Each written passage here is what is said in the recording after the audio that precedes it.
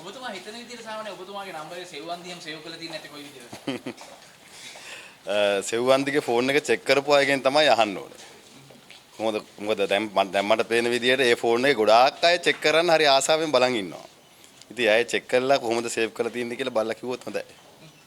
මගේ රාජපක්ෂ නාමල් එහෙම නිකන් කොට පාර්ලිමේන්තුවේ නිකන් ඇහුණ නම් ටිකක් කියනවා අපේ කවුද මහින්ද ජයසිංහ මහත්තයා.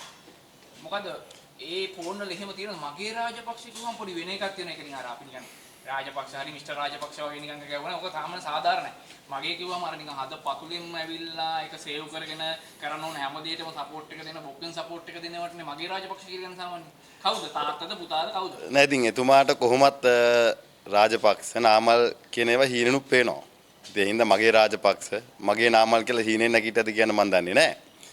හැබැයි එතුමාම තමයි දන්නේ හීනෙන් මොන රාජපක්ෂවද පේන්නේ කියලා. හැබැයි මේ දවස්වල නාමල්ව පේන බව නම් දැනෙනවා එතුමා කතා කරන විදියෙන්. හැබැයි ඉතින් එතුමාගේ පක්ෂෙත් ඉන්නවා නාමල් කරුණාරත්න කියලා කෙනෙක්. ඒ නාමල්ද දන්නෙත් නෑ. නේද? ඉතින් මොකද හැබැයි ඉතින් මම එක පැත්තකින් සතුටු වෙනවා. මොකද නාමල් නම දැක්ක ගමන් මාව මතක් වෙන එක. මොකද කැබිනට් එකේ නැත්තම් තමන්ගේ අමාත්‍ය මණ්ඩලේ ඉන්න නාමල්ලා අමතක වෙලා විපක්ෂීන නාමල්ලා මතක් වෙනවා කියන එකත් ලොකු දෙයක්. සහ ඉතින් ඔය මගේ පණ මගේ ආදරේ මගේ කියලා සාමාන්‍යයෙන් ඉතින් ඔය ගෑල් ළමයි පිරිමි ළමයි මල් කඩන කාලේ නැත්නම් අපේ භාෂාවෙන් මල් කඩනවා කියලා පෙම්බඳින කාලේ තමයි සේව් කරලා තියෙන්නේ. ඉතින් එහෙම නම්බරයක් එයා දැක්කත් දන්නෙත් නෑ. සමහර කෙනෙක් ගෑල් ළමයිගේ නම් පිට ළමයිගේ නම් සේව් කරලා වෙන්නත් පුළුවන්. අපිත් කරනවා සාමාන්‍ය ඉස්කෝලේ යන කාලේ. අපි ඒ කරපු කාලේ පැන්නනේ. දැන් මම ලිමිනිගේ නම් විතරයි සේව් කරන් ඉන්නේ.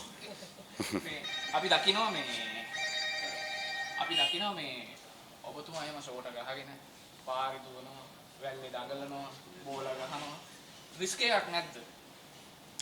ඉතින් මේ රටේ පුරවැසියාගේ ආරක්ෂාව තහවුරු කරන්න රටේ නායකයාට ජනාධිපතිවරයාට ආණ්ඩුවට වගකීමක් තියෙනවා. ඉතින් අපි දැක්ක අතිගව ජනාධිපතිතුමාත් ෂෝට ගහගෙන රේල් පාරක් දිගේ ඇවිදිනවා. හැබැයි ආරක්ෂකයෝත් අරගෙන ගියා. මේක හොඳයි. මොකද ජනාධිපතිවරයා ආරක්ෂා වෙන්න ඕනේ.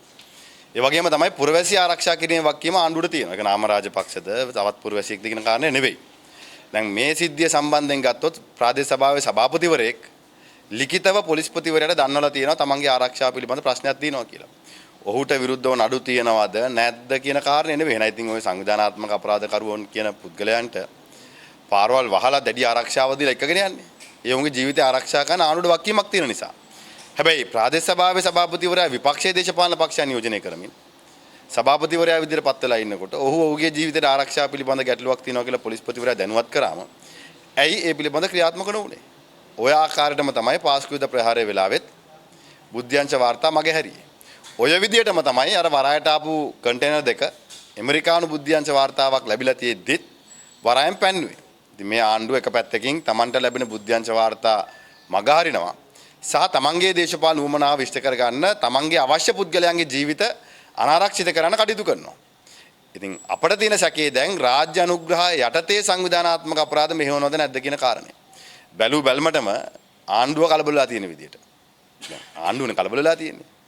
නැත්තම් ඩෑන් ප්‍රේසාද් ඝාතනයට ලක් වෙච්ච වෙලාවේ මරණ වාර්තා වෙන්න කලින් විශේෂ අමාත්‍යවරයා ඇවිල්ලා කියන්නේ නැහනේ මේ වෙනත් කාරණයක්. ඔහු කන්ටේනර් 323 පිළිබඳව පොලිසිය පැමිණිලා දාපු පළවෙනි කෙනා. බෙව් ඝාතනයට ලක් වුණා. හැබැයි ඒ කන්ටේනර් 323 සම්බන්ධයෙන් ආපු වාර්තාවෙත් මේකේ ආයුධ මත්ද්‍රව්‍ය තියෙන්න පුළුවන් කියලා සඳහන් වෙලා තියෙනවා. හැබැයි ඒ පිළිබඳව පැමිණිලා දාපු පළවෙනි පුද්ගලයා ඝාතනය කරා.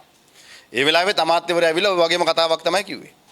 දැන් ප්‍රාදේශ සභාවේ සභාපතිවරයෙක් මහජන දිනේ වෙලාවේ මේ මිනිස්සු හම්බෙලා තමන්ගේ බල ප්‍රදේශයේ ඉන්න අයට උදව් කරන්න වාඩි වෙලා කටයුතු නිලධාරීන් එක්ක කටයුතු කරන වෙලාවේ සභාව අස්සට ඇවිල්ලා වෙඩි තියලා යනවා.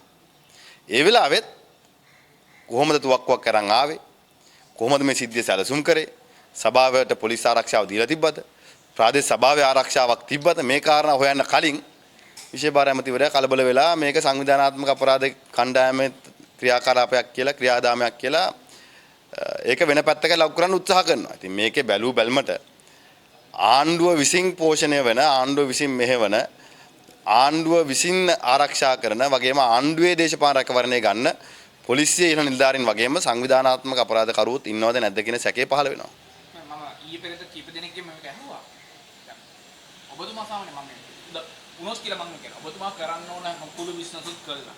කරන්න ඕන ජඩ වැඩ ගම් සියල්ලමත් කළා මර වැඩ සේරම කළා.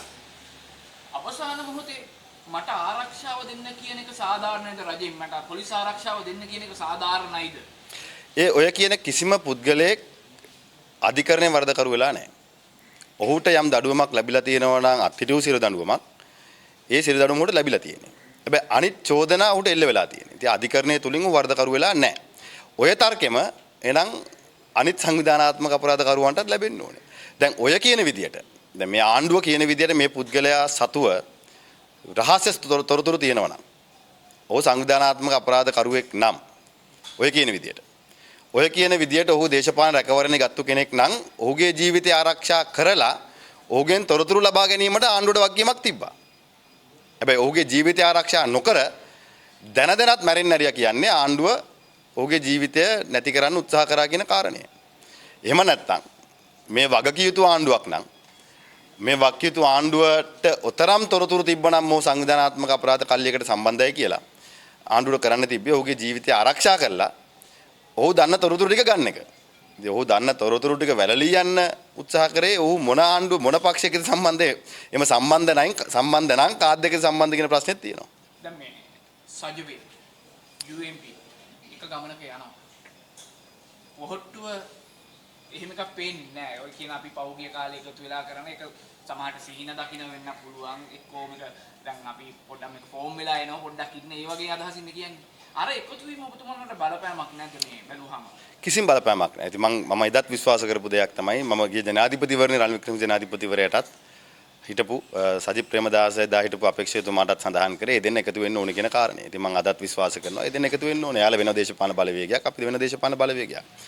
අපි දෙගොල්ලෝ එකතු වෙනවා නම් එය දේශපාලන අරමුණකින් නෙවෙයි පොදු ප්‍රතිපත්තිමය කාරණයක් මත එකක වෙන්න ඕනේ.